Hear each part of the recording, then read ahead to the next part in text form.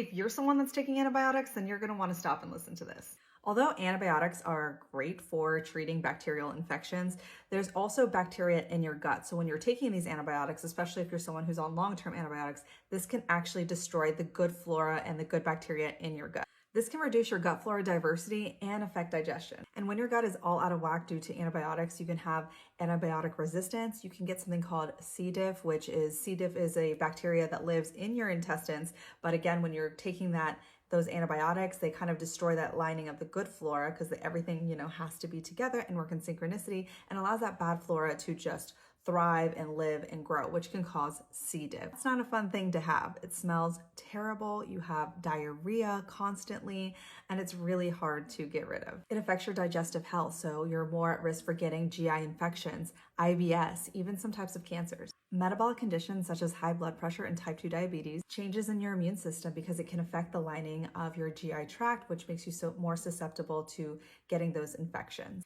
Allergic reactions, allergies, eczema, especially early on in life. There's even links between asthma and antibiotics in early life. But don't worry, I have the solution.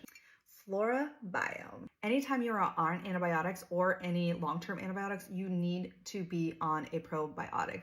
This is crucial. And this little number right here is a 3-in-1. It is a pre, post, and a probiotic. So these all work together simultaneously in order to go to your gut past the stomach acid, because we can go on probiotics, we can go on the pills, we can go on all the things that aren't live, but a lot of it cannot sustain the stomach acid. So it just gets eaten up and not going to where we need it, which is in the intestines, straight to the flora, the good flora, the bad flora, the microbiome, so it can feed it in order to let the good bacteria grow and to put everything in balance. This is also a live full spectrum microbiome. So you want to feed your microbiome with things that are live, because if you're feeding it crap, you're feeding it antibiotics, it's going to be all out of whack, and we're not sustaining that good optimal gut health that we need for our overall health, our immune system, for our mood, for our energy. It just is important for so many things that function in our body. I take this every single day. I tell everybody to take it. It is so beneficial for your body to be on a probiotic. One that is live, one that is fermented, and the 3-in-1.